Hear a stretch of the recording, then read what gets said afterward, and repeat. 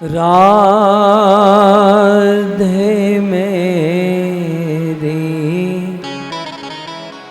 स्वामिनी,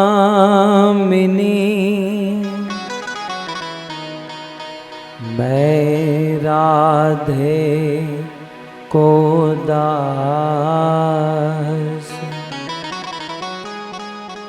राधे मेरी स्वामिनी, मैं राधे को दास। जन्म जन्म मोहे दीजियो, श्री वृंदावन वास, श्री वृंदावन वास। राधा तू बड़ भागिनी, कौन तपस्या कीन, तीनों लोक के नाथ है, सो तेरो आधीन, सो तेरो आधीन।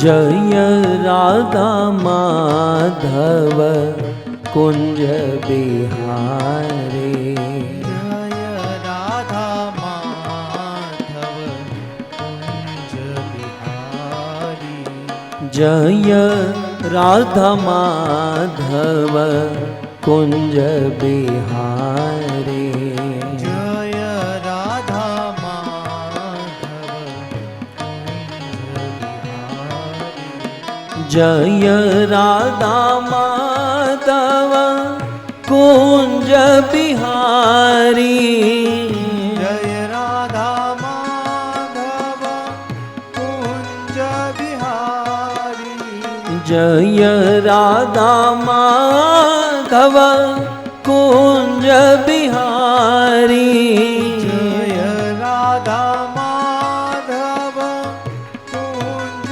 बिहारी, गोपी जनवल्लभ गिरिवर दारे, गोपी जन वल्लभ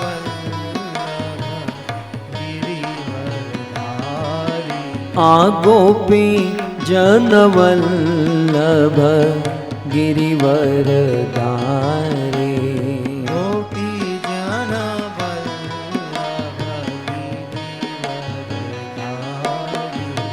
जय राधा माधव कुंज बिहारी, जय राधा माधव कुंज बिहारी,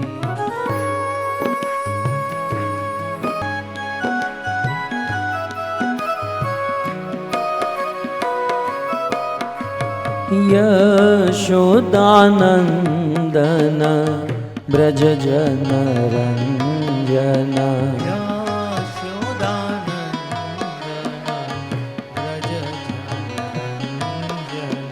यशोदानंदन ब्रज जन यशोदानंदन रंजन,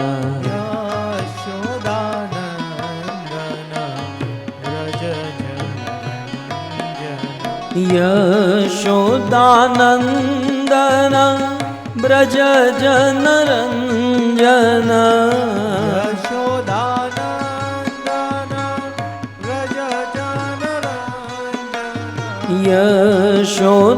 यशोदानंदन ब्रज जन रंजन, रंजन,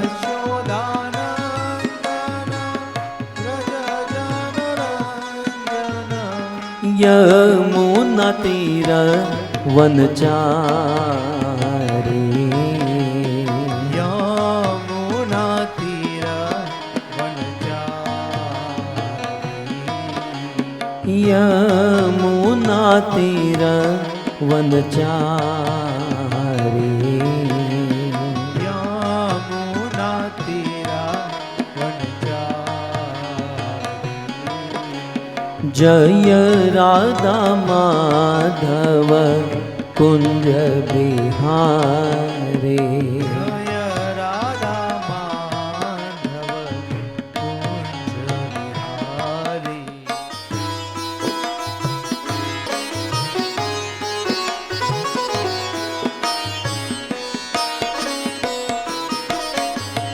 जय राधा माधव कुंज बिहारी, जय राधा माधव कुंज बिहारी। मेरो राधा रमण गिरिधारी, गिरिधारी श्याम बनवारी, मेरो गाइए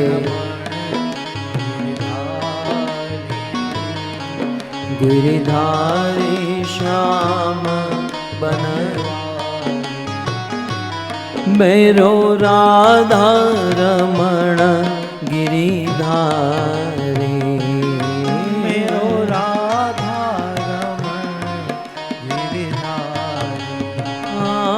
मेरो राधा रमण गिरिधारी, मेरो राधा रमण गिरिधारी। मेरो राधा रमण गिरिधारी, गिरिधारी श्याम बनवारी, मेरो राधा गाइए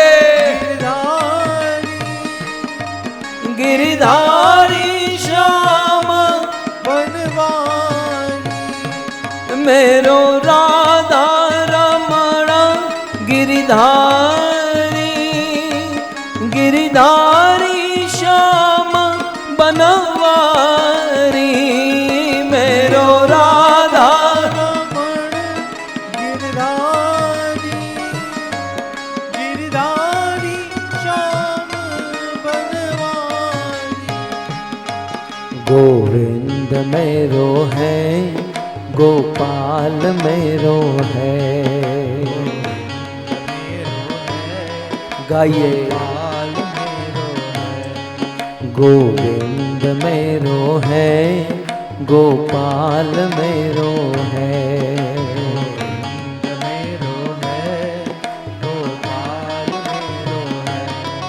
श्री बांके बिहारी नंदलाल मेरो है, बांके बिहारी नंदलाल मेरो है, श्री बांके बिहारी नंदलाल मेरो है, श्री बांके बिहारी नंदलाल मेरो है, गोविंद मेरो है, गोपाल मेरो है, गोपाल मेरो है, गोविंद मेरो है, गोपाल मेरो है, गोविंद मेरो है, गोपाल मेरो है। राम कृष्ण हरि, राम कृष्ण हरि, राम कृष्ण हरि, राम कृष्ण हरि, गाइए राम कृष्ण हरि, राम कृष्ण हरि, राम कृष्ण हरि। जय जय राम कृष्ण हरि, राम कृष्ण हरि, राम कृष्ण हरि, राम कृष्ण हरि, राम कृष्ण हरि, राम कृष्ण हरि, राम कृष्ण हरि, राम कृष्ण हरे कृष्णा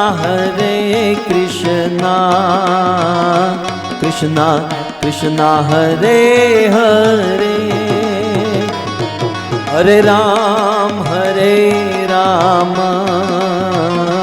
राम राम हरे हरे, हरे कृष्णा हो कृष्णा कृष्णा हरे राम राम हरे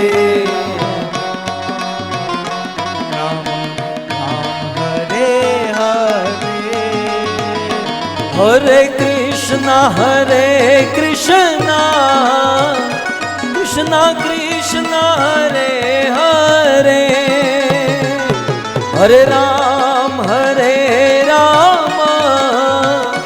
राम राम हरे हरे, हरे कृष्णा हो कृष्णा भाव से कृष्णा हरे हरे, हरे राम राम राम हरे हरे, हरे कृष्णा कृष्णा कृष्णा हरे हरे, हरे राम राम राम हरे हरे, हरे कृष्णा हरे गाइए गाइए आज इडली सांभर मेंदू वड़ा कृष्णा कृष्णा आज बहुत बढ़िया प्रसाद है। हरे हरे राम जय हो राम राम हरे हरे, हरे कृष्णा कृष्णा कृष्णा हरे हरे, हरे राम राम राम हरे हरे, हरे कृष्णा कृष्णा कृष्णा हरे हरे, हरे राम राम राम हरे हरे, नाम महाधन है अपनो, नहीं दूसरी संपत्ति और कमाने, नाम महाधन है अपनो, नहीं दूसरी संपत्ति और कमानी, अरे छोड़ यटा जग की, हमको कुटिया ब्रिज माही बनाने, हमको कुटिया ब्रिज माही बनाने, हमको कुटिया ब्रिज माही बनाने, हमको कुटिया ब्रिज माही बनाने, टूक मिले रसिकों की सदा, और पीबन को यमुना जल पानी, टूक मिले रसिकों की सदा, और पीबन को यमुना जल पानी, हमें यौरन की परवाह नहीं,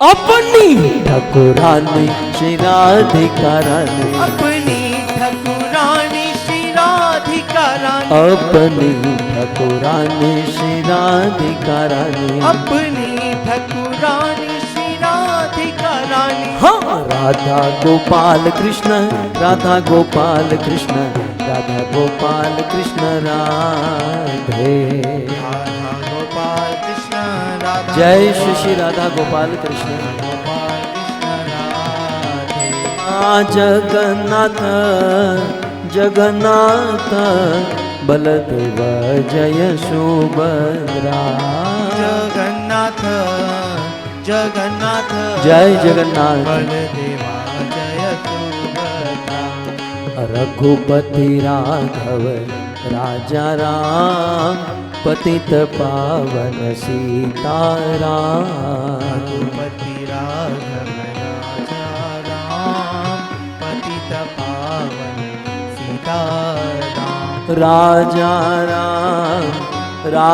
राम पतित पावन सीताराम राजा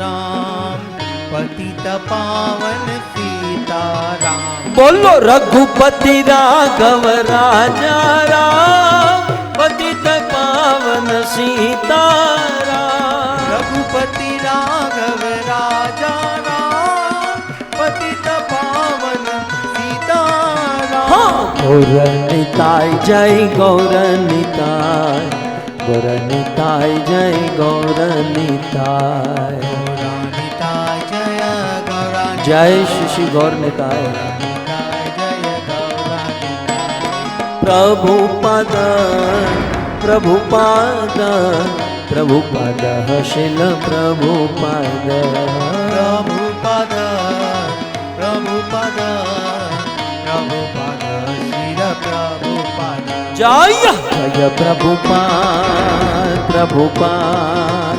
प्रभुपाद प्रभुपाद जय जय प्रभुपद जय श्री प्रभुपाद प्रभुपद प्रभुपद निताय गौर हरि बोल हरि बोल हरि बोल हरि बोल नित्य गौर हरि बोल हरि बोल हरि बोल हरि बोल युग धर्म हरिनाम संकीर्तन की ग्रंथराज श्रीमद् भागवतम महापुराण की श्री रुक्मणी द्वारकाधीश भगवान की श्री प्रभुपाद की निताई गौर प्रेमानंदे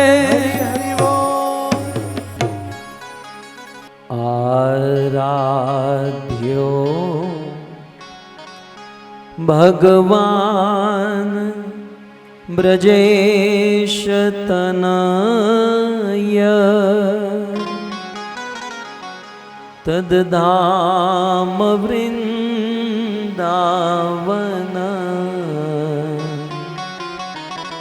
रम्या काचिदुपासना ब्रजबधो वर्गेण या कल्पिता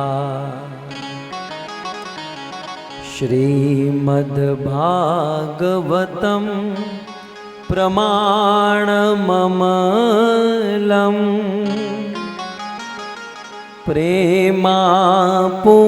प्रेमापुमर्थो महान् श्रीचैतन्य महाप्रभो मतमिदं तत्रादरो नः पर वंशी विभूषितकरा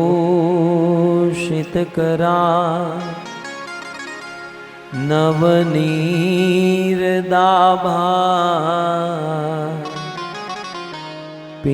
पीताम्बर दरुणबिम्बफल दरोष्ठा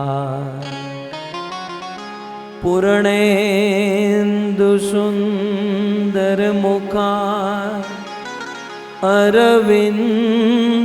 अरविन्दनेत्रा कृष्णात् परं किमपि तत्व अहं न जाने करारविन्दे न पदारविन्दम्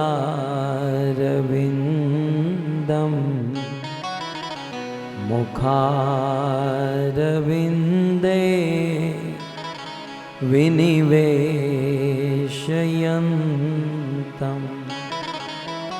वटस्य पत्रस्य पुटे शयानं बालं मुकुन्दं मनसा स्मरामि।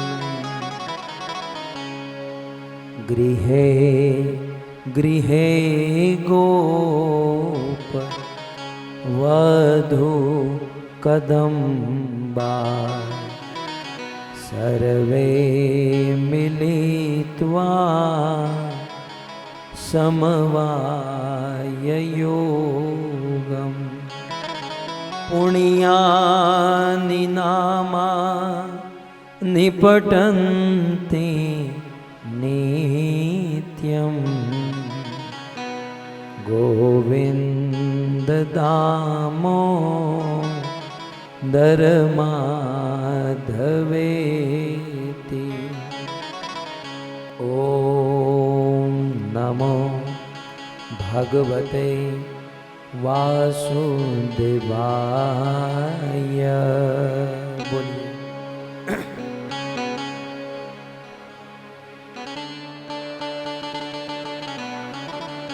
ॐ नमो भगवते वासुदेवाय।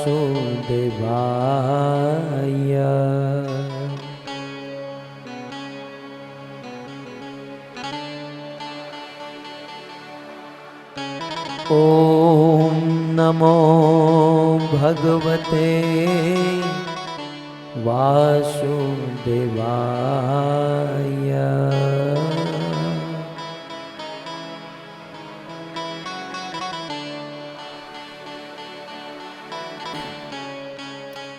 श्रीमद् भागवतम स्कंध 10 अध्याय 52 श्लोक क्रमांक 37।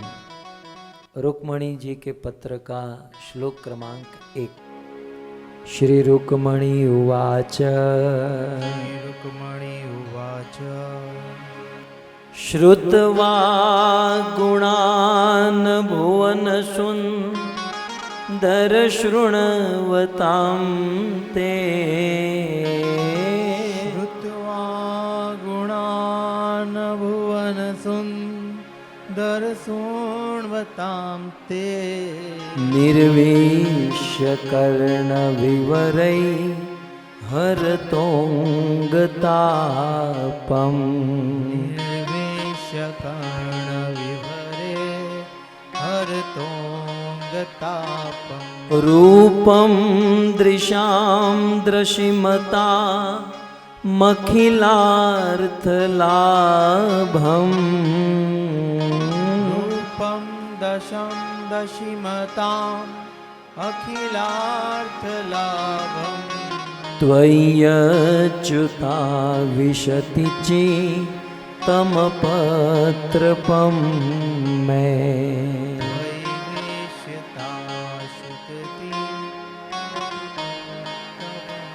श्रुत्वा गुणान् भुवनसुन्दर शृण्वतां ते।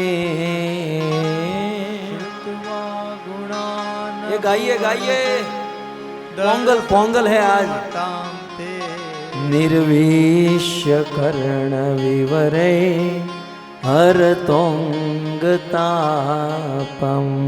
निर्वेश्य कर्णविवरे हरतोऽङ्गतापम्। रूपं दृशां दृशिमता मखिलार्थलाभम्। रूपं दशां दशितराम् अखिलार्थलाभम्। त्वय्यच्युता विशति चित्तमपत्रपं मे। त्वय्यच्युता विशति तमपत्रपं मे। नमः ॐ विष्णुपादाय। बोलिए।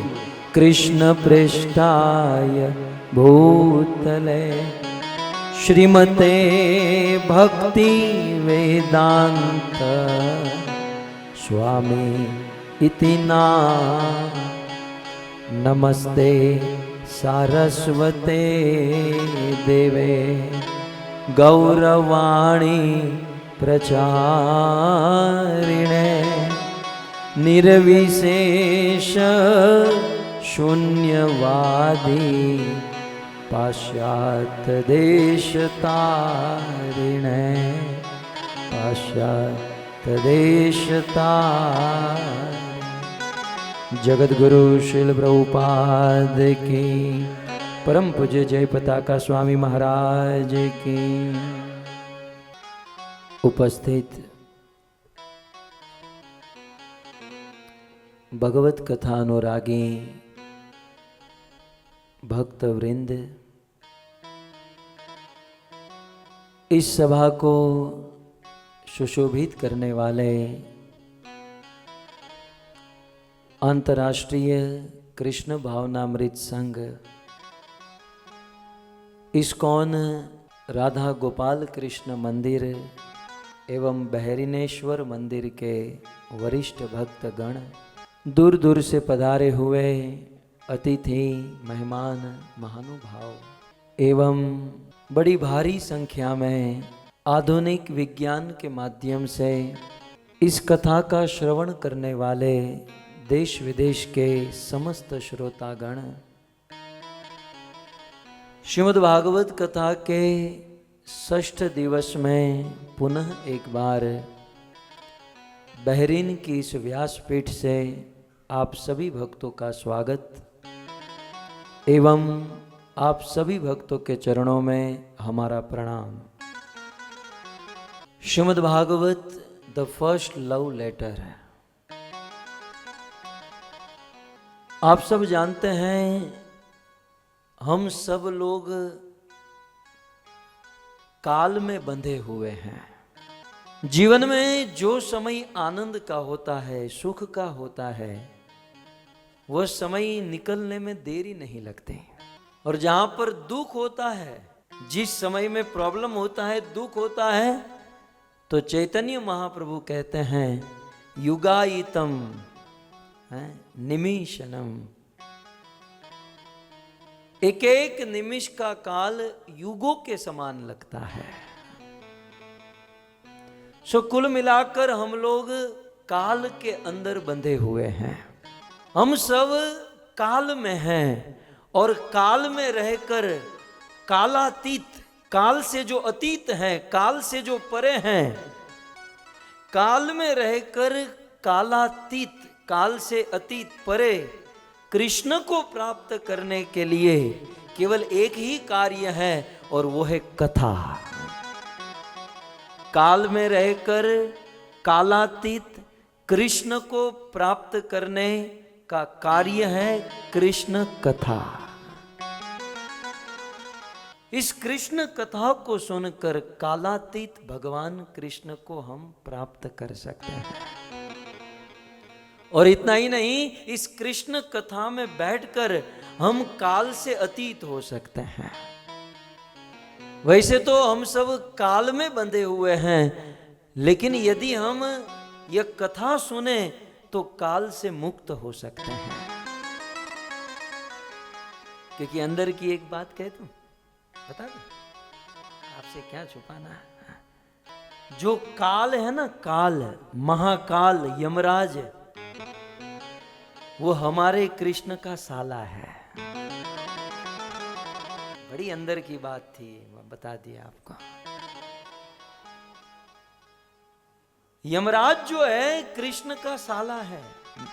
साला समझते हैं? साला।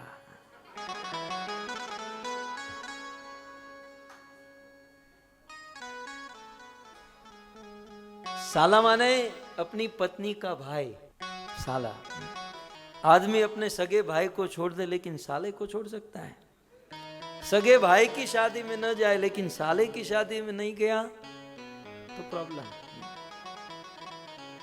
साले को कुछ बोल भी नहीं सकते हैं, अंदर से भले कुछ भी प्रॉब्लम हो, लेकिन साला आता है तो स्वागत, क्योंकि सीधा कनेक्शन पत्नी से होता है। जो भी है, यमराज हमारे भगवान कृष्ण के सालेज हैं, क्योंकि सूर्य देव की पत्नी संज्ञा से दो जुड़वे बालक का जन्म हुआ, यमुना और यमराज। यमुना महारानी कृष्ण की पटरानी, कृष्ण की पत्नी यमुना, और ये यम जो है ना, यम का अर्थ होता है ट्विंस। यम माने ट्विंस, यम माने जोड़ा। तो दो जुड़वे संतान हुए सूर्य को, एक कन्या एक पुत्र, कन्या यमुना और पुत्र हुआ यमराज। तो यमराज और यमुना दोनों भाई बहन हैं। एक दिन यमुना ने कहा मेरी एक इच्छा है, यमराज को कहा, अपने भाई को कहा यमुना ने कि मेरी एक इच्छा है कि भाई आप किसी को नरक में मत लेकर जाओ। यमराज ने कहा हमारा बिजनेस बंद कराओगी, तब तो हमारी दुकान बंद हो जाएगी। तब यमुना ने कहा कोई बात नहीं, सबको नरक में मत लेकर, सबको नरक में ये छोड़ दो, लेकिन आपके जीजू का नाम कोई लेता है उसको नरक में मत लेकर जाओ। जीजाजी, समझते जीजाजी, जीज कहते हैं, जीज। पहले जीजाजी कहते थे, फिर जीजू हुआ, आज जीज कहते हैं, जीज। यमुना कहती है कि भाई यमराज, तुम्हारे जीज का नाम कोई ले, अर्थात कृष्ण का कोई नाम ले, उनको नरक में मत लेकर जाना। तुरंत यमराज अपने नरक में गए और सारे अपने दूतों को, यमदूतों को बुलाए, और यमराज जी ने वारंट बनाया, एक नया रिजोल्यूशन पास किया। भागवत में लिखा है, यमराज का वो वारंट, वो रिजोल्यूशन जो है भागवत में as it is, Sukhdev ji कहते हैं, क्या कहा यमराज ने? जीवहान वक्ति भगवत गुण नाम धेयम चेतस्य न स्मरति तत्चरणारविंदम। कृष्णाय, माय जीज, यमराज जी कहते हैं, हे यमदूतो, मेरा जीजा है कृष्ण। तो क्या? कृष्णाय नो नमति यत शिर एकदापि तान आनय अमरीश कृष्णो विष्णु दूत कृत्या। यमराज जी अपने दूतों से कहते हैं कि जो लोग हमारे जीजाजी कृष्ण का नाम नहीं लेते, देखो भाई, कृष्ण का नाम लेते हैं उसके पास मत जाना। जो कृष्ण को प्रणाम करते हैं, कृष्ण की कथा सुनते हैं, उनके पास मत जाना। यमराज के दूतों ने कहा तो जाए कहां? तब यमराज कहते हैं कि जीवहा न वक्ति, जिसकी जीवहा कृष्ण का नाम नहीं लेती है, उनको घसीट घसीट कर लाओ। जिनकी जीभ से कृष्ण का नाम नहीं निकलता, जीवहा न वक्ति, और जिनका मस्तक कृष्ण के चरणों में नहीं झुकता, जो अपने मन में कृष्ण का स्मरण नहीं करता, जो कृष्ण की भक्ति नहीं करता, उन दुष्टों को, उन पापियों को घसीट घसीट कर लाओ, हम दंड देंगे। लेकिन जो कृष्ण का भजन करते हैं, उनका नाम, उनकी कथा सुनते हैं, गलती से भी उनके पास मत जाना। सो हम सब काल में हैं, और काल में रहकर काल से अतीत होना चाहते हैं, कालातीत कृष्ण को प्राप्त करना चाहते हैं, तो कृष्ण कथा सुने। नैमिषारण्य में लगभग 88,000 ऋषि मुनि एकत्रित हुए और सूत जी ने भागवत कहना प्रारंभ किया। सूत जी ने कहा कब तक कथा सुनोगे? उन ऋषि मुनियों ने कहा कि हम 1000 वर्ष तक कथा सुनेंगे। सूत जी कहते हैं 1000 वर्ष, कलयुग आ चुका है, 100 साल में सब अच्युतम केशवम हो जाओगे। कम से कम सपना देखो, कुछ ढंग का देखो तो पूरा भी होवे। 1 साल कथा सुनोगे? 100 साल में तो सब चले जाओगे, 1 साल कैसे कथा सुनोगे? तब उन ऋषि मुनियों ने कहा, सूत जी चिंता मत करो, यत्र यत्र कृष्ण वार्ता, जहां जहां कृष्ण की कथा होती है सबसे पहले यमराज आकर बैठ जाता है, और जितने लोग कथा में बैठे होते हैं यमराज उन कथा सुनने वाले को कभी नहीं लेकर जाता है। जितने समय तक हम कथा सुनते हैं उतना समय काल से अतीत हो जाता है। सो काल में रहकर कालातीत होने के लिए या कालातीत कृष्ण को प्राप्त करने के लिए सबसे उत्तम साधन है कृष्ण कथा। संसार की व्यथा को मिटाकर जीवन जीने की कला यदि सीखनी है तो एकमात्र साधन कृष्ण कथा। एक आचार्य ने बहुत सुंदर कहा कि येन प्रकारेण यथा तेन प्रकारेण तथा, लेकिन केन प्रकारेण कथा। कथा के बहुत सारे अर्थ हैं, लेकिन एक आचार्य ने बहुत सुंदर कहा कि येन प्रकारेण यथा तेन प्रकारेण तथा, लेकिन केन प्रकारेण कथा। कृष्ण कैसे मिलते हैं ये जानना है तो एक ही साधन कथा। लोगों ने कृष्ण को कैसे प्राप्त किया ये समझना है तो उसका नाम है कथा। कृष्ण की कृपा कितनी होती है, कृष्ण के गुण रूप सौंदर्य कैन प्रकारेण, ये सब कैसा होता है, इसे जानने के लिए जो साधन है वो है कथा। तो इस प्रकार कथा की बड़ी महिमा हमारे प्राचीन एवं अर्वाचीन समस्त ऋषि मुनियों का गेय और पेय एकमात्र विषय रहा, और वो है भगवत कथा। ऋषि मुनियों का और कुछ काम ही नहीं होता, रात दिन निरंतर भगवत कथा सुनते रहते हैं। और श्रीमद् भागवत में कहा गया कि हमारा भगवान से प्रेम है, उसका प्रमाण क्या है? हमारा भगवान से प्रेम है उसका प्रमाण है कथा। यदि हमारी आपकी कथा में रुचि बढ़ रही है तो समझो प्रेम बढ़ रहा है, और कथा में नींद आ रही है समझो कोई प्रेम व्रेम नहीं है, आते हैं केवल प्रसाद खाने के लिए। कथा में आदमी सोए, कथा में किसी को नींद आए, कथा में नींद आई तो समझो बहुत पाप किए हैं। ये हृदय के जो पाप है ना अभी भी खत्म नहीं हुए हैं। जिस कथा को सुनकर महाराज परीक्षित की 7-7 दिन तक नींद उड़ गई, उस कथा में नींद आए तो भगवान से प्रेम का बैरोमीटर जो है वो है कथा। श्रीमद् भागवत में सीधा कहा गया, धर्म स्वनुष्ठित पुंसाम विश्वक्सेन कथासु य न उत्पादयेत यदि रतिम श्रम एव ही केवलम। कुछ लोग कहते हैं मैंने मंदिर बनवाया, मैंने प्याऊ बनवाया, मैंने ये बनाया, मैंने इतने बड़े बड़े कार्य किए। ये सारे बड़े बड़े कार्य करने का रिजल्ट क्या है? भगवान की कथा में रुचि उत्पन्न हो जाए। आप बड़े बड़े कार्य करो लेकिन भगवत कथा में रुचि नहीं हो रही है, ये सारे बड़े कार्य गधे और बैल की तरह श्रम है।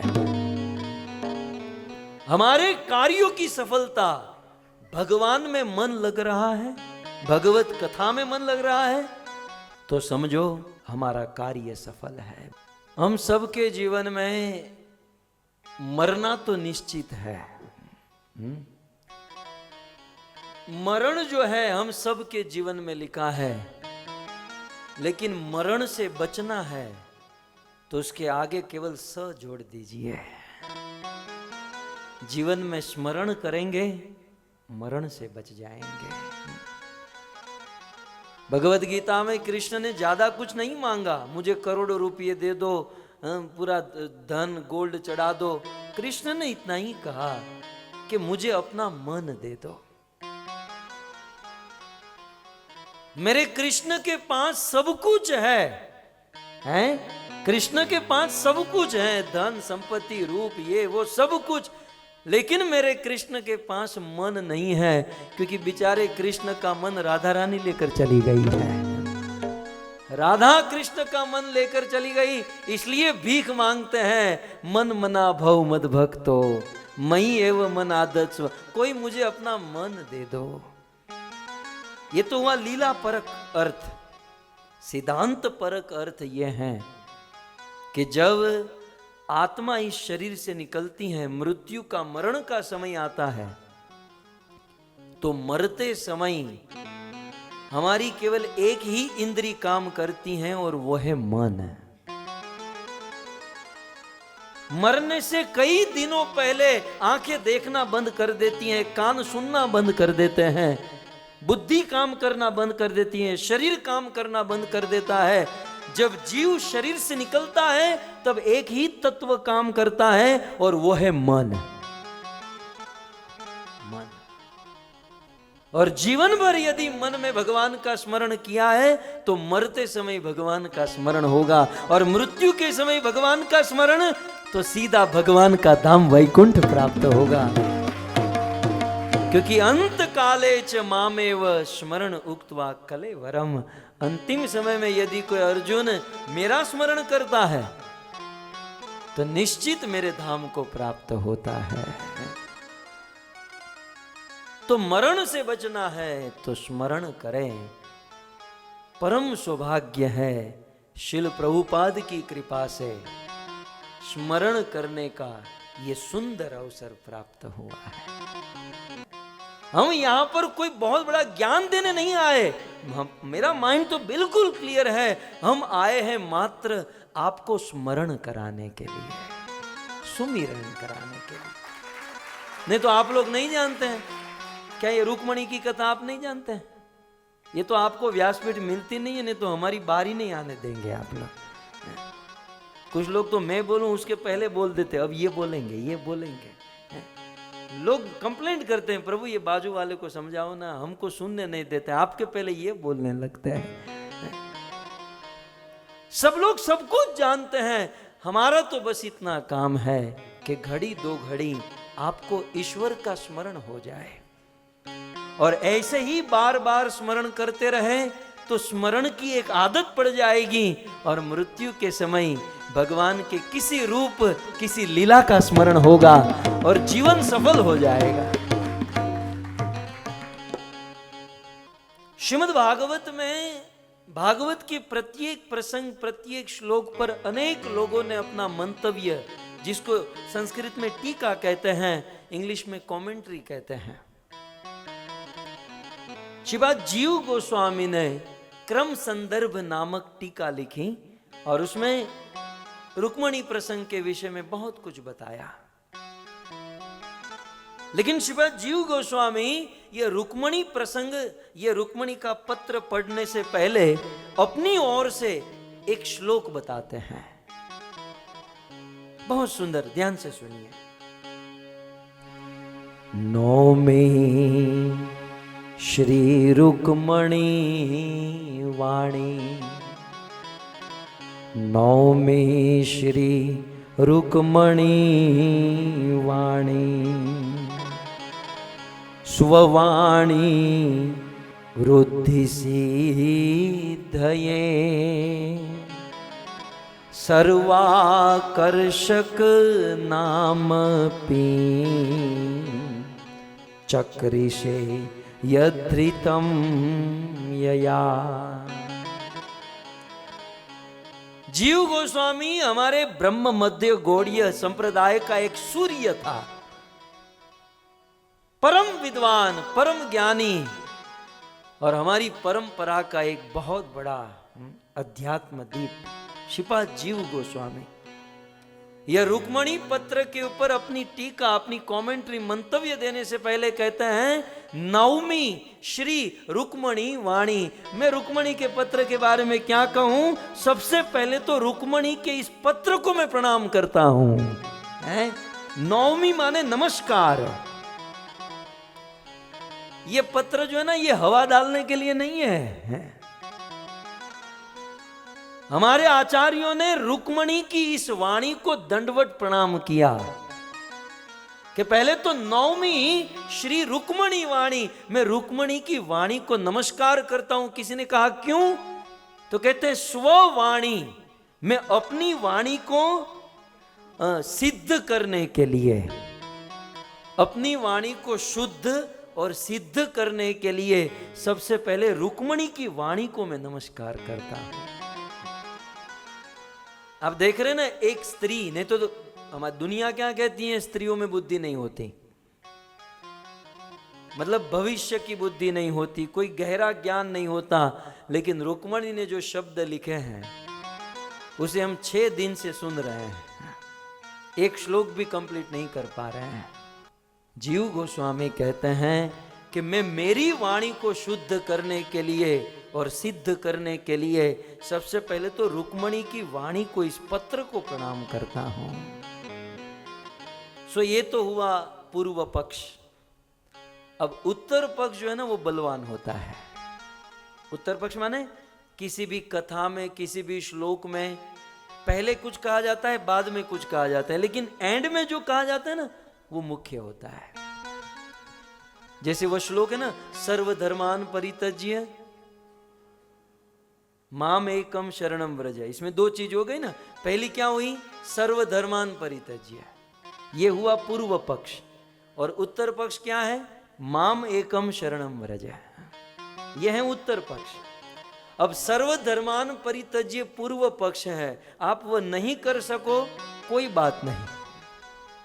आप बहरीन न छोड़ सको, आप कोई नशा न छोड़ सको, कोई बात नहीं। लेकिन उत्तर पक्ष महत्वपूर्ण है। और उत्तर पक्ष क्या है?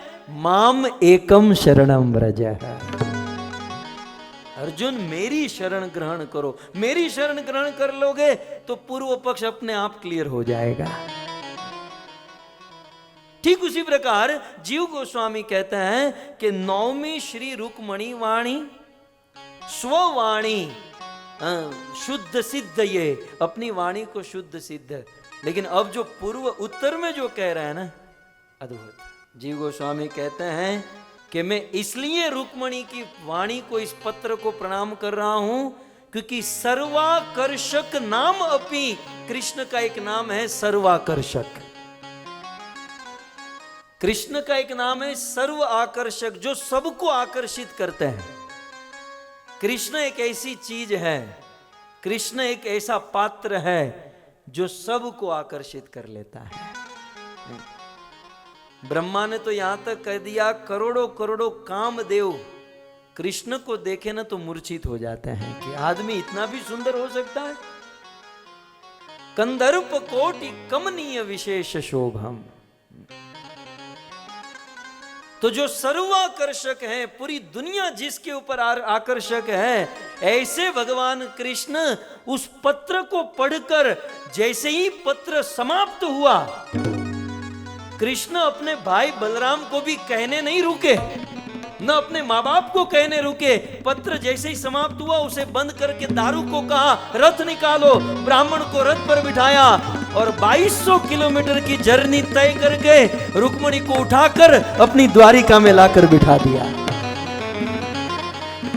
सर्वाकर्षक अपनी, पूरी दुनिया को जो आकर्षक करता है वो भगवान रुक्मणी की ओर आकर्षक, और इतना आकर्षक हुआ कि घर पर किसी को कहने नहीं रुका,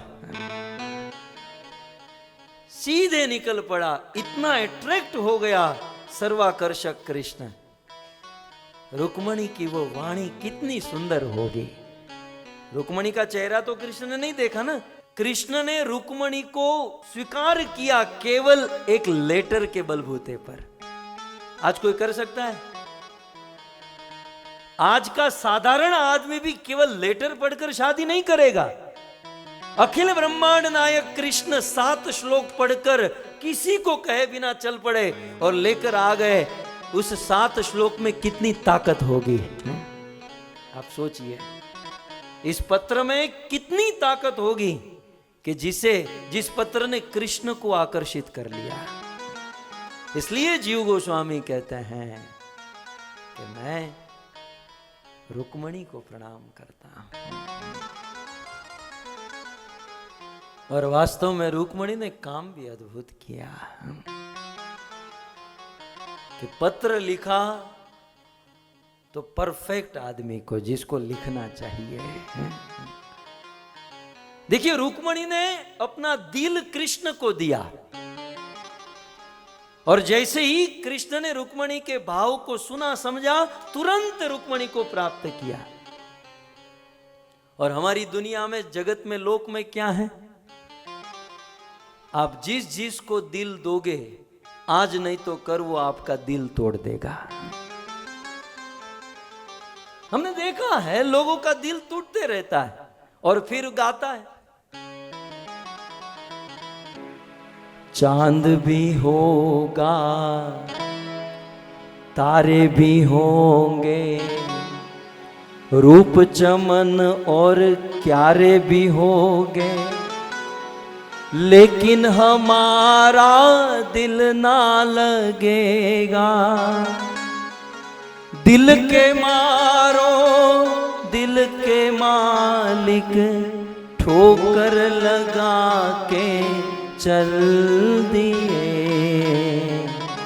दिल के टुकड़े टुकड़े करके मुस्कुरा के चल। अब तो ब्लैक एंड व्हाइट वालों से आए, जवान लड़कों को नहीं ये समझ में आएगा। दिल के टुकड़े टुकड़े करके मुस्कुरा के चल। मेरे दिल के टुकड़े टुकड़े हो गए। और फिर क्या करते हैं कॉलेज में और स्कूल में? वो बुक का लास्ट पेज खोलते हैं और फिर बैठे बैठे क्या टाइम पास करते हैं, ऐसे दिल बनाते हैं, फिर उसमें तीर घुसाते हैं और फिर आंसू गिरते हैं। आમાં ઘણા લોકોએ બનાવ્યા છે। और फिर गाते हैं, दिल के टुकड़े टुकड़े करके मुस्कुरा के चल। मेरा दिल टूट गया, उसने मेरा दिल तोड़ दिया। પછી એને બતાવ્યો ન થાય। હવે આને હિન્દી મારે કેમ કેવું? जिसका दिल टूट गया है, हमने तो देखा है, जिसका दिल टूट गया उसके बाजू में भी नहीं जा सकते। उसके बाजू में जाएंगे, ए क्षमा जरा हटके जल, हटके जल। किसी की शादी की बारात निकलती ना, बारात वहां निकलते, रोता ये है, मैं ये नहीं सुन पाऊंगा। कोई इस बारात को कहो तीसरी गली से निकले, शादी उसकी यहां है और वो तीसरी गली में जाएगा, लेकिन इसका दिल टूट गया है। दिल के टुकड़े टुकड़े करके टूट गया।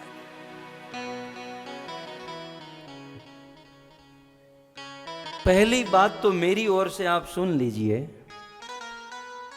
कि दिल आपका इतना कमजोर है कि टूट जाए।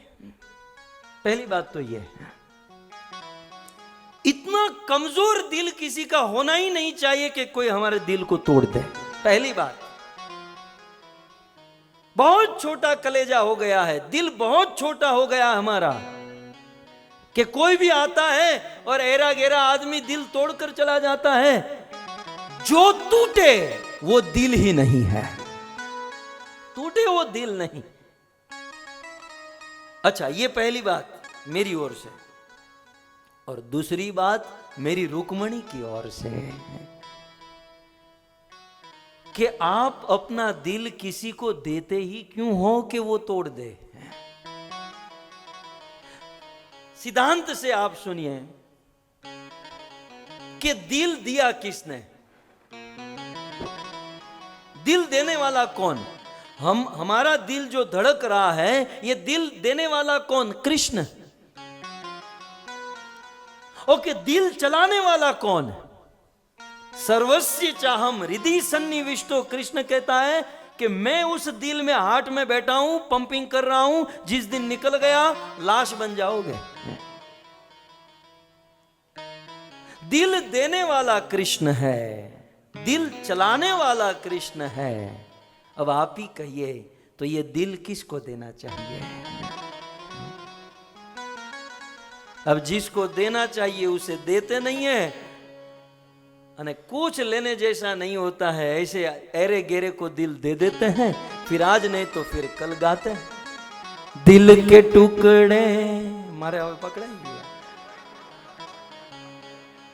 फिर गाते हैं दिल के टुकड़े हो गए।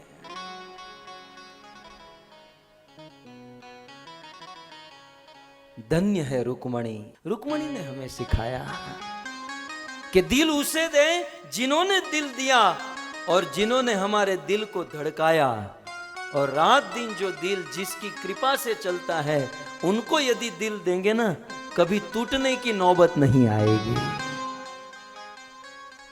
रुक्मणी ने अपना दिल पत्र में लिख दिया, कृष्ण को भेजा, और केवल पत्र पढ़कर कृष्ण ने रुक्मणी का दिल नहीं तोड़ा, तुरंत कृष्ण निकल पड़े और रुक्मणी को उस लाखों करोड़ों की सेना के बीच में से, जैसे सिंह वनराज केसरी सिंह हजारों सियारों के बीच में से अपने भोजन का भाग लेकर निकल जाता है, सारे सियार हाउ हाउ करते रह जाते हैं, कृष्ण आए और रुक्मणी को लेकर चले गए।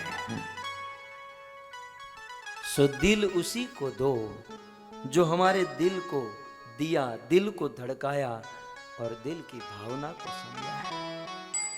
इतना सुनने के बाद भी कुछ लोग कहते हैं I am fall in love, but I am fall in love, she is my first love. वो तेरा लव नहीं, वो लस्ट है। क्योंकि प्रेम जो है ना, only and only spiritual platform पर ही पॉसिबल है। ये बात समझ लीजिए।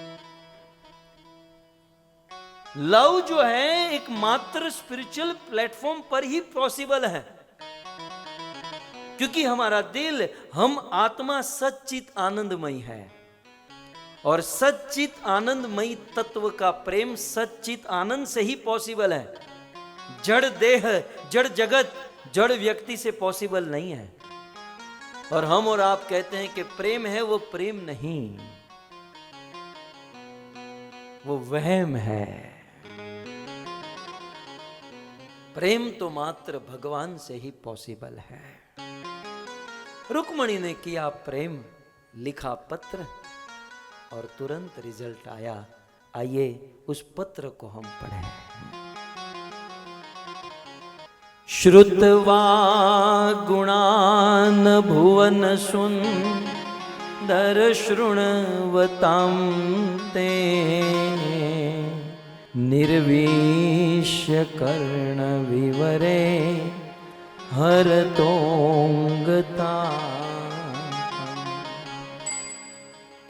हे कृष्ण,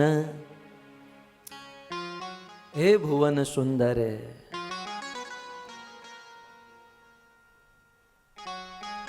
ते गुणान श्रुत्वा, मैंने जब आपके गुणों को सुना। कौन से गुणों को? तो कहते हैं ते गुणान शृण्वताम, आपके गुण सुनने वालों के कर्ण में जब आपकी कथा प्रवेश करती है। निर्विश्य कर्ण, कर्ण के माध्यम से निर्विश्य प्रवेश करती है जब आपकी कथा, आपके गुण रूप लीला, तो क्या होता है? हर तो अंग तापम। हे कृष्ण, आपके गुण जो है संसार के दुखी जीवों के सारे दुख दूर कर देते हैं। इस संसार के जीवों का दुख क्या है जानते हैं? एक आचार्य ने बहुत सुंदर लिखा कि संसार का कोई भी जीव आश्रय चाहता है। हम सबको कहीं ना कहीं, किसी ना किसी मोड़ पर एक आश्रय की अवश्य जरूरत होती है, और यदि वह आश्रय ठीक हो तब तो जीवन बहुत अच्छे से चले। आज रुक्मणी के जीवन में भी एक आश्रय की आवश्यकता है। हम सब के जीवन में कहीं ना कहीं एक आश्रय अवश्य चाहिए, और वह आश्रय यदि ठीक नहीं मिला तो व्यक्ति का जीवन पतन हो जाता है। परंतु यदि कोई आपके गुणों को सुनता है तो हे कृष्ण, आपके गुण सुनने वाले को नीर आश्रयता का दुख नहीं सताता। आपके गुणों से वो अनुभव करने लगता है कि नहीं, मेरा आश्रय तो कृष्ण है और कृष्ण में ऐसे गुण हैं जो कभी भी मेरे जीवन में कोई प्रॉब्लम नहीं आने देंगे। और ये सत्य बात है।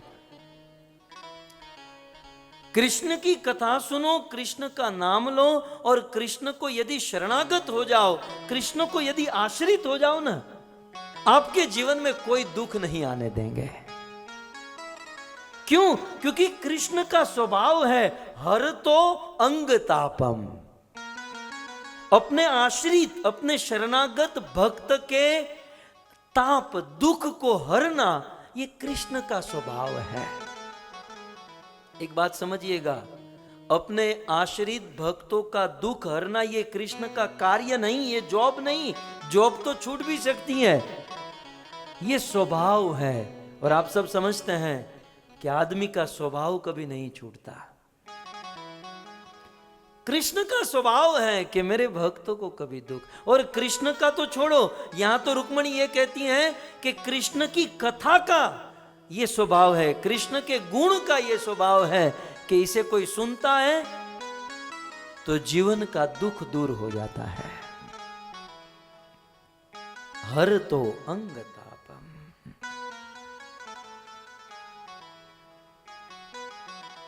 ध्रुव महाराज ने कहा कि प्रभु, मुझे आपसे कुछ नहीं चाहिए। भगवान विष्णु ध्रुव के सामने प्रकट हुए, कहा ध्रुव कुछ तो ले लो, ये तो दुखालय जगत है, इस दुखालय जगत में कुछ सुख मांग लो, सुखी होने का कोई साधन मांग लो। ध्रुव ने कहा मुझे कुछ नहीं चाहिए, क्योंकि मैं आपकी कथा में रचा पचा रहता हूं और आपकी कथा में ऐसा नशा है कि वो नशा मुझे दुख का एहसास होने ही नहीं देता है। कथा में बड़ी मादकता, कथा में बड़ा नशा है। जब तक, आपका भी अनुभव होगा कि जब तक आप कथा में बैठे हो संसार भूल जाते हैं, संसार की प्रॉब्लम भूल जाते हैं और बड़े आनंद का अनुभव करते हैं। लेकिन जैसे ही कथा से बाहर निकले सारी मगजमारी शुरू हो जाती है। तो कुछ लोग कहते हैं तब क्या करें? तब 24 घंटा कथा में ही बैठे रहे, कथा का स्मरण करते रहे। कथा जो है बहुत सुंदर नशा है। ये उस समय की बात है, ब्रज में शरद पूर्णिमा की रात्रि कृष्ण ने अपनी बंसरी बजाई और सारी गोपियां अपनी सुध बुध भूलकर दौड़कर कृष्ण के पास चली आई। और यमुना के तट पर बहुत सुंदर रास हुआ। रास मतलब ये मत समझिए इस दुनिया का रास, ईश्वर का रास अद्भुत है। यमुना के तट पर बहुत सुंदर रास प्रारंभ हुआ। हे मारो वन रावण छे रोडो, वैकुंठ नहीं रे आऊं। मारो रावण छे रोडो, वैकुंठ नहीं रे आऊं।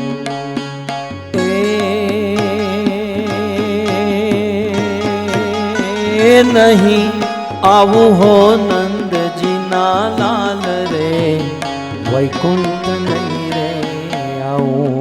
मारो वन रावण छे रोडो, वैकुंठ नहीं रे आऊं।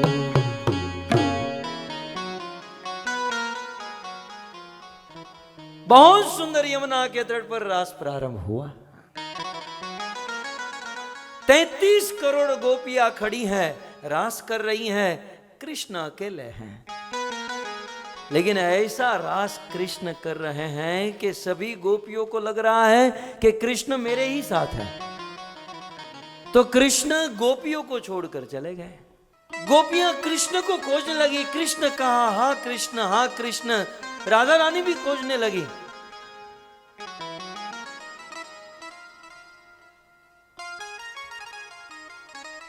सुखदेव गोस्वामी कहते हैं, गोस्वामी तुलसीदास जी ने भी लिखा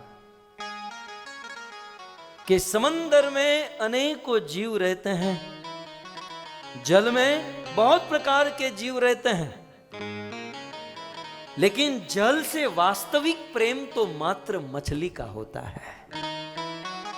मगरमच्छ भी जल में रहता है, लेकिन मगरमच्छ का प्रेम जल से नहीं होता, क्योंकि वह जल में भी जी लेगा और जल के बाहर भी जी लेगा।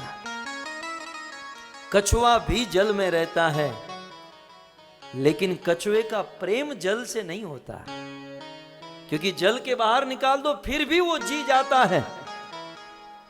लेकिन मछली का प्रेम, जल से वास्तविक प्रेम मछली का होता है। हमारे देश में 2 साल के बच्चे को यह सिखाया जाता है, भागवत का सबसे बड़ा सिद्धांत, मछली जल की रानी है, जीवन उसका पानी है। हमारा देश धन्य है भक्तों, ये तो फंसे हो बहरीन में, धन्य। बचपन से क्या शिक्षा बच्चों को सिखाई जाती है। मछली, जल से वास्तविक प्रेम मछली का होता है, ठीक उसी प्रकार कृष्ण से वास्तविक प्रेम गोपियों का था। जैसे मछली जल से प्रेम करती हैं, वैसे ब्रज की ब्रजांगना गोपियां कृष्ण से प्रेम करती हैं। जल के बिना मछली जी नहीं सकती। जल से निकालकर मछली को आप कुछ भी दे दो, उसे झूले पर झुलाओ, रसगुल्ला खिलाओ, बहुत बड़ी एलसीडी टीवी के सामने बिठाओ, उसे कुछ भी दे दो, उसे सुहाएगा नहीं, वो तो तड़पती रहेगी जब तक उसे जल में नहीं डालोगे। जैसे मछली का प्रेम पानी से होता है, वैसे गोपियों का प्रेम कृष्ण से है। गोपियां तड़पने लगी और गोपियों ने सोचा कि ऐसे नहीं मिलेंगे हमारे श्याम सुंदर, क्या करें, कृष्ण को पुकारे। गोपियां पुकारने लगी,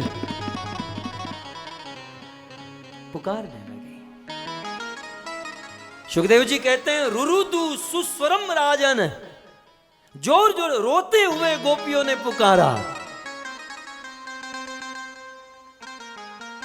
और मानो कृष्ण प्रकट हुए और प्रकट होकर गोपियों को पहला प्रश्न ये पूछे कि हे गोपियों, अरे गोपियों, कि आपका मुझसे प्रेम नहीं है। यदि आपका मुझसे प्रेम होता तो मैं जब आपके बीच में से चला गया तो आपको मर जाना चाहिए था। मछली को पानी से निकाल दो तो मछली मर जाती है, क्योंकि मछली का पानी से प्रेम है। और यदि आपका मुझ कृष्ण से प्रेम होता तो मैं जब आपके बीच में से चला गया तो आपको मर जाना चाहिए। गोपियों, आप अभी भी जी रही हो, इसका कारण क्या है? तब गोपियों ने कहा, कृष्ण कृष्ण, हम तो कब की मर गई होती, आपके विरह में हम तो कब की मर गई होती, लेकिन आपके विरह में हमको जिला रही है आपकी कथा। तव कथामृतम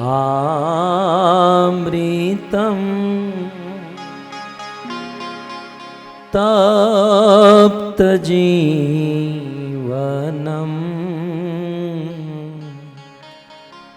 कविभिरीडितं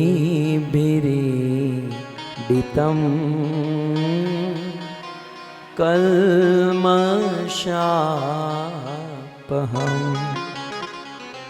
श्रवणमंगलम श्रीमदाततं भुवि गृह्णन्ति ते भूरिदा जना।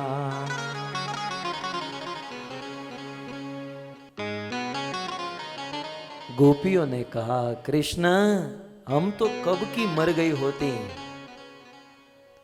हम लोग आपके विरह में जी रही हैं, इसका कारण तव कथा अमृतम, आपकी कथा हमें अमृत दे रही है। तप्त जीवनम, हम लोग तपाए हुए जीव, हम लोग संसार के दुखी दग्ध जीव अभी भी जी रहे हैं, इसका एक ही कारण है तव कथा, आपकी कथा हमको जिला रही है। तव कथा, तप्त जीव, तपाए हुए जीवों के लिए हैं, सुख देने वाली है।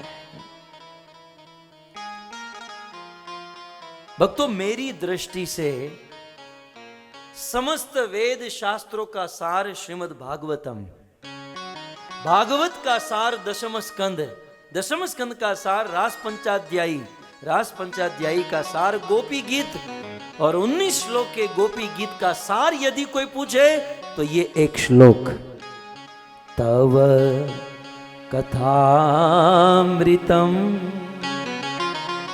तप्त जीवनम। मुझे क्या बताऊं आपको, उड़ीसा का राजा प्रताप रुद्र थक गया कि चैतन्य महाप्रभु मुझे मिले। उड़ीसा के राजा चैतन्य, जिन दिनों महाप्रभु कली पावन अवतार राधा कृष्ण मिलित स्वरूप श्री चैतन्य महाप्रभु 525 वर्ष पूर्व जब धरती पर थे, पूरे उड़ीसा का राजा महाराज प्रताप रुद्र के मन में इच्छा हुई कि मैं महाप्रभु से मिलूं, लेकिन महाप्रभु सन्यास ले चुके थे और सन्यास धर्म का पालन करते थे। सन्यासी का धर्म है कि वो कभी धनी आदमी से नहीं मिलते, और आज के सन्यासी धनी के पीछे पड़ जाते हैं। कलयुग तो कुछ और ही है। राजा प्रताप रुद्र ने बड़ा प्रयास किया, सार्वभौम भट्टाचार्य को कहा, जैक लगाया, अपनी अपनी पहचान, राजा है अपनी पहचान। सार्वभौम भट्टाचार्य को कहा, जरा आप महाप्रभु को कहो ना मुझे मिले, अपना दर्शन मुझे दे। सार्वभौम भट्टाचार्य महाप्रभु के पास, जरा मिल लीजिए उनको। नहीं, हम नहीं मिलेंगे राजा से। राय रामानंद को कहा कि आपके प्रिय है महाप्रभु, जरा उनको। राय रामानंद को भी मना किए। स्वरूप दामोदर पर्सनल असिस्टेंट था, चैतन्य महाप्रभु ने कहा कि अब यदि कोई मेरे पास आया उस राजा की का नाम लेकर, तो मैं आप सबको छोड़कर चला जाऊंगा, मैं उस राजा को मिलना नहीं चाहता हूं। अब मजे की बात यह हुई कि जब जगन्नाथ रथ यात्रा का दिन आया, भगवान जगन्नाथ रथ के ऊपर आरूढ़ होकर जब चल रहे थे, 7-7 टोलियों में कीर्तन हो रहा था, और चैतन्य महाप्रभु 7 टोलियों में जाकर नाचते गाते हुए कीर्तन करते थे। वो हमारी तरह मरे मरे नहीं गाते थे, हरे कृष्णा, पता नहीं चलता कीर्तन कर रहा है कि शमशान यात्रा में जा रहा है।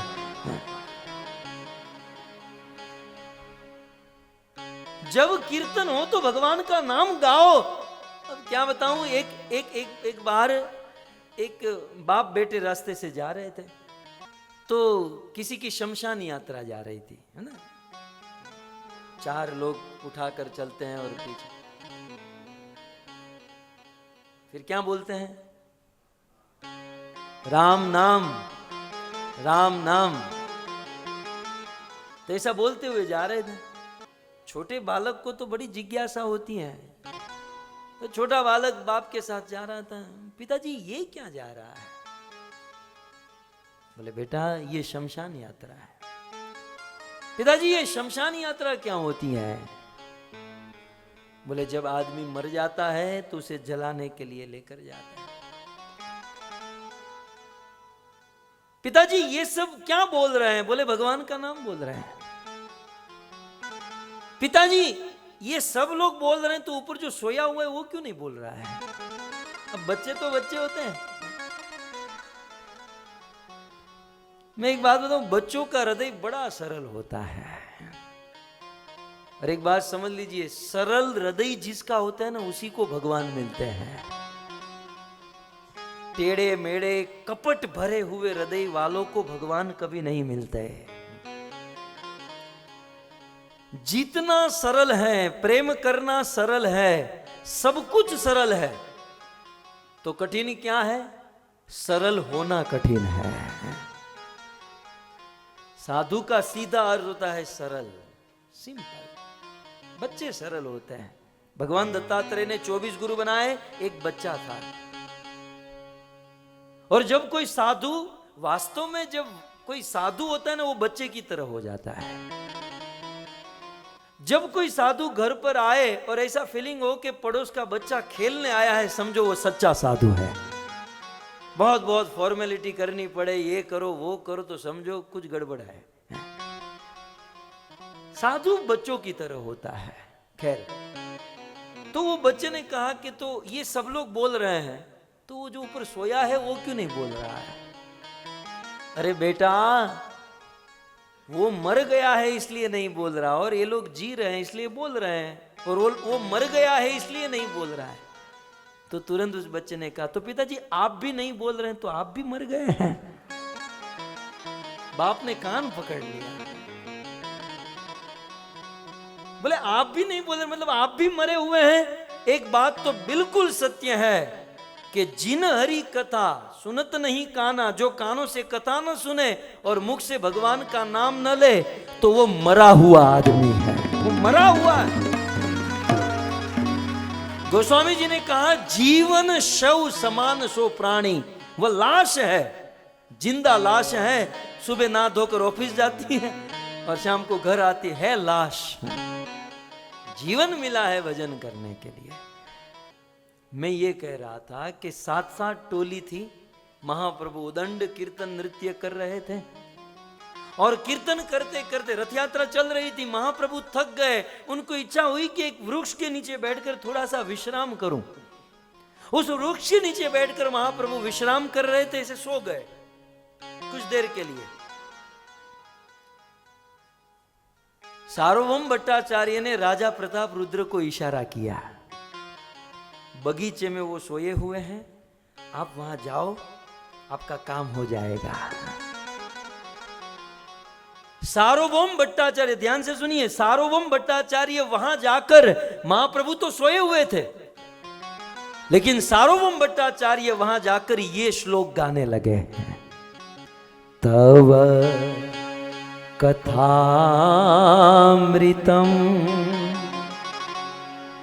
तप्त जीवनम कविभिरीडितम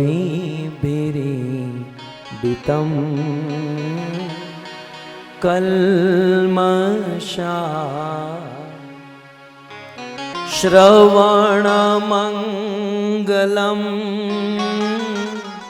श्रीमदाततम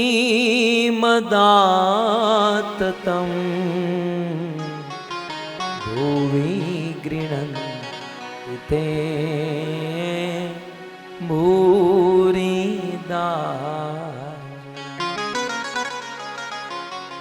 गोपी गीत और ये तव कथामृतम, ये श्लोक सार्वभौम भट्टाचार्य के कहने पर राजा प्रताप रुद्र गाने लगे, और ये शब्द चैतन्य महाप्रभु के कानों में गए। महाप्रभु की आंख खुल गई, खड़े हो गए, ये आवाज कहां से आ रही है? और आवाज गूंज रही थी, तव कथामृतम। मधुर मधुर आवाज आ रही थी। बोले आवाज कहां? तड़प गए। और प्रताप रुद्र ऐसे मुड़कर घूमकर वहां बगीचे में खड़े खड़े गा रहे थे। महाप्रभु दौड़ कर गए और महाराज प्रताप रुद्र को गले लगा लिया। हजारों लोगों के कहने पर महाप्रभु ने मना कर दिया था कि मैं उसका चेहरा देखना नहीं चाहता। उस राजा को दौड़कर गले, भगवान ने उसे गले लगा लिया। क्यों? क्योंकि ये श्लोक गा रहा था। हम और आप यदि चाहे कि ईश्वर इस प्रकार से दौड़कर आए और हमको गले लगाए, तो हमें भी भाव से, प्रेम से गोपी गीत का यह श्लोक गुनगुनाना चाहिए। तव कथामृतम तप्त जीवनम कविभिरीडितम डितं कल्मषा श्रवणमङ्गलं श्रीमदाततं भुवि गृह्णन्ति ते भूरिदा जना। शिल प्रभुपाद ने इस श्लोक के परपोट में लिखा है, ये सारी बात गले में लगा लिया। तो पवित्र भागवत का सारभूत ये श्लोक, इस श्लोक में गोपियों ने कहा कि हे कृष्ण, तव कथा, आपकी कथा जो है अमृतम, अमृत के समान है, और तप्त जीवनम, तपाए हुए दुखी दग्ध जीवों को ये जीवन प्रदान करती है, ये सुख प्रदान करती है। इतना ही नहीं, श्रवण मंगलम, कथा को कोई सुने तो जीवन में मंगल ही मंगल होता है। और अपने टाइप की एक बात बता दूं, क्या कहते हैं आगे? श्रवण मंगलम, ये तो ठीक है चलो, लेकिन आगे क्या कहते हैं? श्रीमदाततम। यदि कोई कथा सुनता रहे तो श्री, वो लक्ष्मी से, धन से माला माल हो जाता है, माला माल हो जाता है। श्रीमदाततम, श्री का अर्थ लक्ष्मी, श्री माने सुंदर, श्री माने सौभाग्य, श्री माने वैराग्य, श्री से युक्त हो जाता है। बड़े बड़े कवियों ने, शुकदेव, व्यास, भीष्म, नारद, असीत, देवल, बड़े बड़े ऋषि मुनियों ने इसे गाया है। और अंत में गोपियां कहती हैं कि इस धरती के गोले पर दान तो बहुत प्रकार के हैं, लेकिन सबसे बड़ा दान यदि कोई है तो है भागवत कथा का दान, सबसे बड़ा दान है। क्योंकि भूवि गृह्णन्ति ते भूरिदा जना, इस भूमि पर सबसे बड़ा दान है कृष्ण कथा का दान।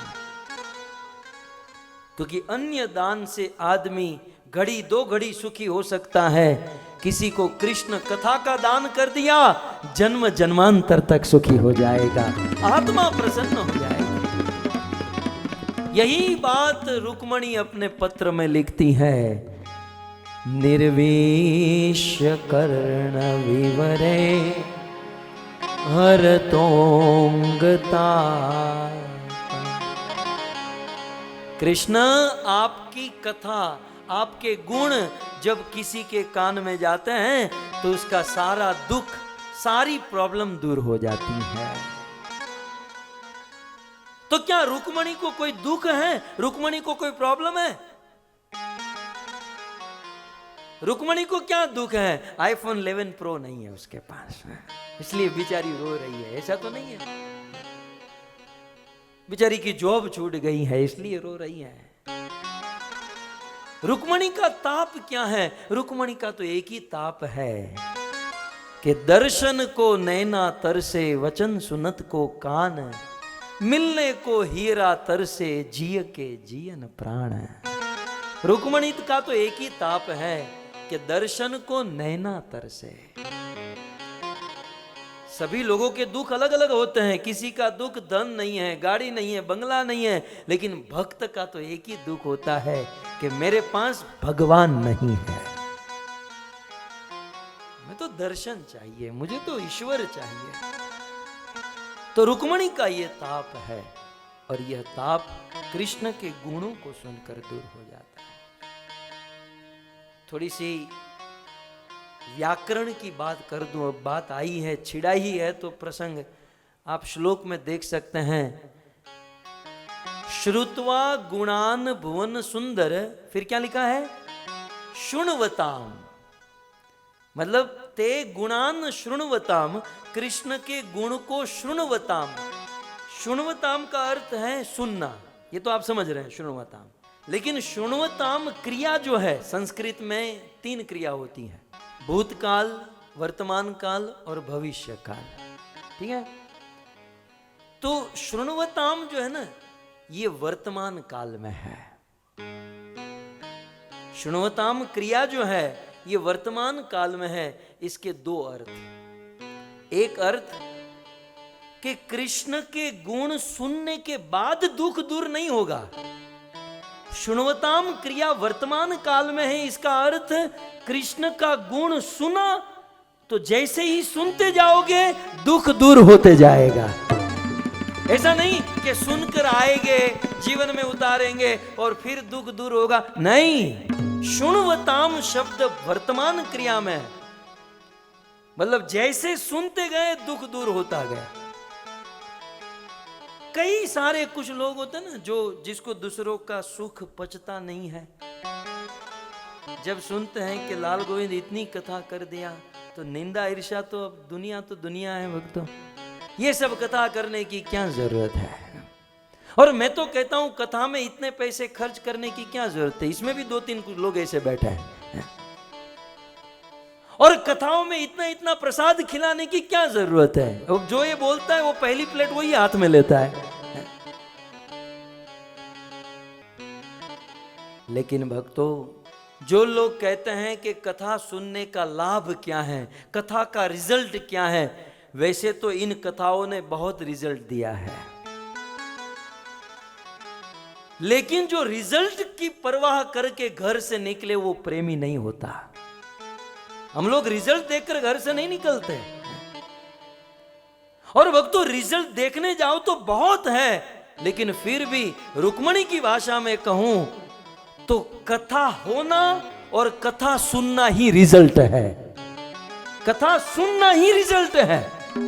क्योंकि शुण्वताम, कथा सुनो और दुख दूर हो।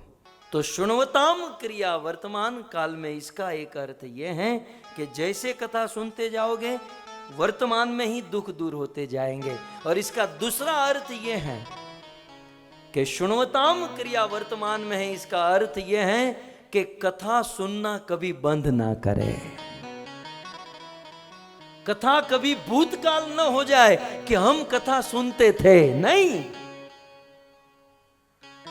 कभी भी कथा की बात आए तो ऐसा नहीं होना चाहिए कि हम सुनते थे, कथा भूतकाल ना हो जाए। शुण्वताम, कथा सदैव वर्तमान होनी चाहिए। कि कर्दम ऋषि भगवान के परम भक्त है। मैं संक्षिप्त में स्मरण करा रहा हूं। देवहूति भगवान की भक्त है। अब सीधी बात है कि गृहस्थी में पति और पत्नी दोनों डिवोटी होंगे तो उनके बच्चे या तो भगवान के शुद्ध भक्त आएंगे या साक्षात भगवान प्रकट हो जाएंगे। और ऐसा ही हुआ। कर्दम और देवहूति के 10वें पुत्र के रूप में साक्षात अखिल ब्रह्मांड नायक भगवान विष्णु भगवान कपिल देव के रूप में प्रकट हो गए। श्री कपिल देव भगवान कपिल के रूप में प्रकट हो गए। ध्यान से सुनिएगा। कर्दम ऋषि और देवहूति ने बहुत तपस्या की, भक्ति की, और भक्ति के फल से उनको क्या मिला? भगवान पुत्र के रूप में मिल गया। स्वयं भगवान जिसके घर पर खेल रहा है, स्वयं भगवान कपिल देव जिसके घर, कपिल देव के विषय में बहुत कुछ लिखा है, लेकिन इसमें हम ना जाए, केवल मैं इस पॉइंट को लेकर आऊं कि जिसके घर पर भगवान पुत्र बनकर आया है, जिनकी भक्ति, जिनकी तपस्या, जिनका सद आचरण देखकर भगवान पुत्र बनकर आया है। और एक दिन मां देवहूति ने अपने ही बेटे भगवान कपिल देव से पूछा कि मुझे क्या करना चाहिए। तो भगवान कपिल देव ने क्या कहा? सताम प्रसंगान मम वीर्य संवेदो भवन्ति रितकर्ण रसायना कथा तज्जोदशनादा अपवर्ग वर्तमनि श्रद्धा रतिर भक्ति अनुक्रमिष्यति। भगवान कपिल देव मां देवहूति से कहते हैं कि मां, आपको एक ही कार्य करना चाहिए, सताम प्रसंगान, संतों के बीच में बैठकर भवन्ति रितकर्ण कथा, मेरी कथा सुननी चाहिए। आपको कुछ समझ में आ रहा है? बहुत बहुत तपस्या की, बहुत बहुत भक्ति की और भगवान पुत्र बनकर आए। और भगवान जिनको मिले उस भगवान ने अपने भक्त को क्या करने के लिए कहा? कथा सुनो। यह दृष्टांत थोड़ा सा कठिन पड़ेगा, प्रसिद्ध दृष्टांत आपको दे दो। शबरी को आप ले लीजिए। रामायण की शबरी, शबर कुल में जिसका जन्म हुआ। गुरु मातंग ऋषि ने कहा कि बेटा तुम्हें कुछ करने की जरूरत नहीं, अपने आश्रम में रहो, क्योंकि महात्मा की सेवा की है, भगवान आपको मिलेंगे। और फिर आप सब जानते हैं, सीता को खोजते खोजते पंपा सरोवर के तट पर भगवान राम और लक्ष्मण पहुंचे, शबरी के आश्रम में आए। सूरज उगे ने मारी उगती रे आशा, संध्या ढळे ने मने मळती निराशा, रात दिवस हूँ तो जो तारी वार, मारी जू पड़िए आवो मारा मन नो मोरलियो रटे तारू नाम, मारी जू पड़िए आवो मारा राम। एक बार आवी पूरो हैया केरी हाम, मारी जू पड़िए आवो मारा राम। शबरी भगवान की राह देखते देखते बूढ़ी हो गई, बूढ़ी हो गई। लेकिन शबरी का उत्साह बूढ़ा नहीं हुआ भक्तों। वर्षों के वर्ष बीत गए, लेकिन गुरु ने कहा है कि भगवान आएंगे, वही चाव, वही उत्साह। हमारे रूप गोस्वामी उपदेशामृत भक्ति राज्य में प्रवेश करने के लिए सबसे प्रथम सिद्धांत उत्साहात निश्चयात धैर्यात तत्तत् कर्म प्रवर्तनात् संग त्याग सतवृत्ते षड्भी भक्ति प्रसिद्ध्यति। भक्ति में सबसे पहली वस्तु होनी चाहिए उत्साह। उत्साह,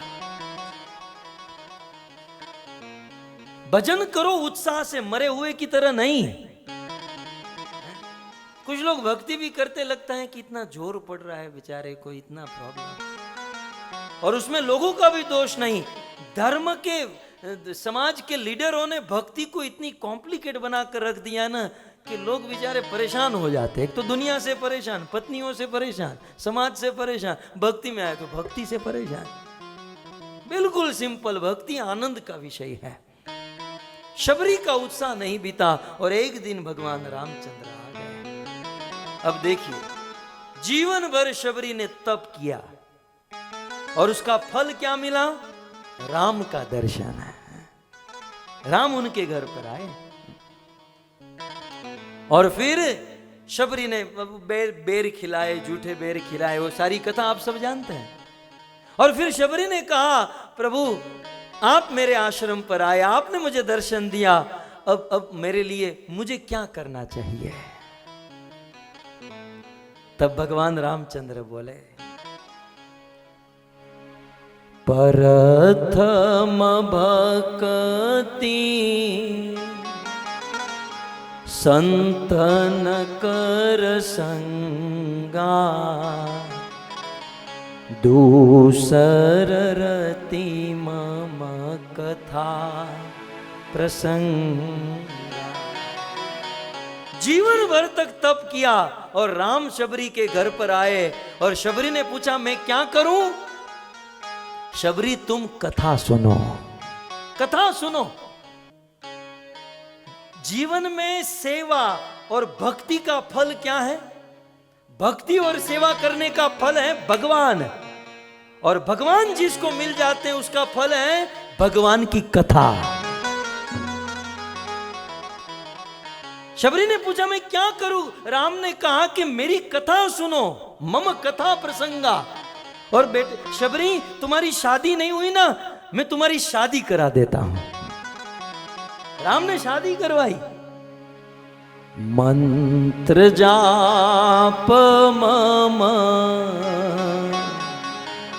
ये दृढ़ विश्वासा, मंत्र जाप मम दृढ़ विश्वासा पंचम भजन शोभे प्रकाशा। शबरी, मैं तुम्हारी शादी हरि नाम के साथ कराती हूं।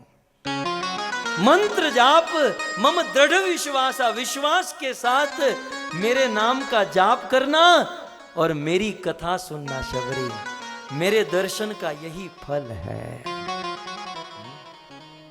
मैं ये किस पॉइंट पर कह रहा हूं? शृण्वताम। रुक्मणी ने श्रवण नहीं लिखा, नहीं तो गड़बड़ हो जाती। अब देखो ये लड़की कितनी बुद्धिमान है।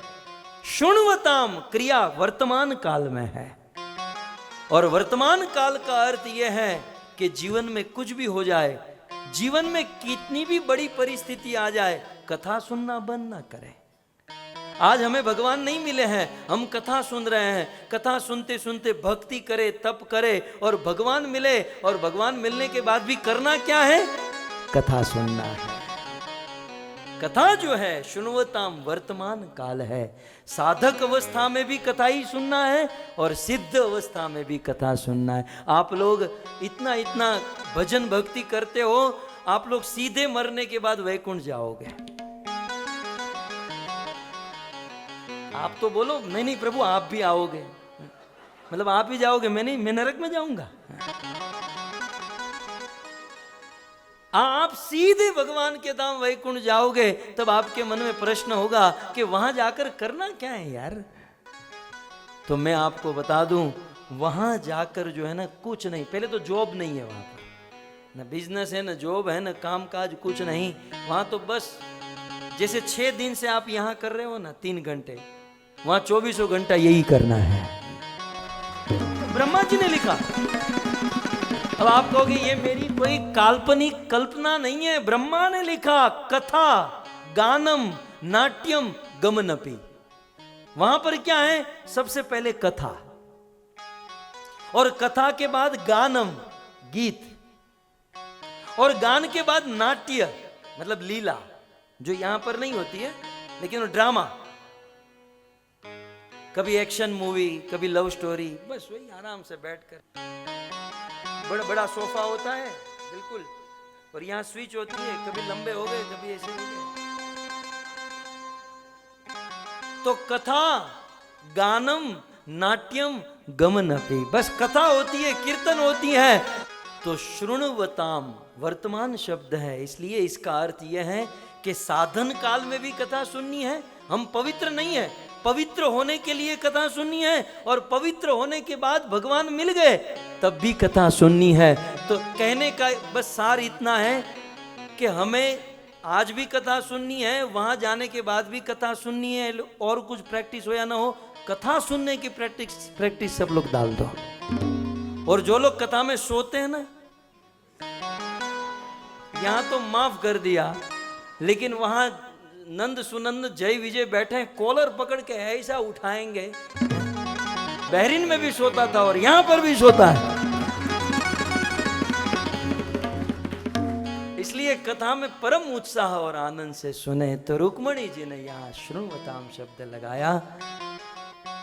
लेकिन आप समझ सकते हैं कि एक लड़की ने क्या लिखा, जिस पर हम देखो, मैं पॉज ले ही नहीं रहा हूं, मैं बोलते ही जा रहा हूं, बोलते ही जा रहा हूं। और ऐसा भी नहीं कि मैं व्यर्थ की व्याख्या कर रहा हूं, आप समझ रहे ना, एक एक शब्द पॉइंट पर ही हम जा रहे हैं। ऐसा नहीं श्लोक कुछ और है हम कहीं और हैं, बिल्कुल पॉइंट पर जा रहे हैं और इस श्लोक को मात्र समझ रहे हैं।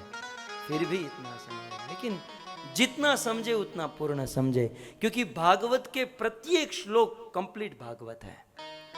भागवत का एक अक्षर भी समझ गए तो समझो पूरा भागवत समझ गए, और पूरा भागवत सुना, लेकिन यदि कुछ नहीं समझे तो पूरे भागवत सुनने के बाद भी कुछ समझ में कोई लाभ नहीं।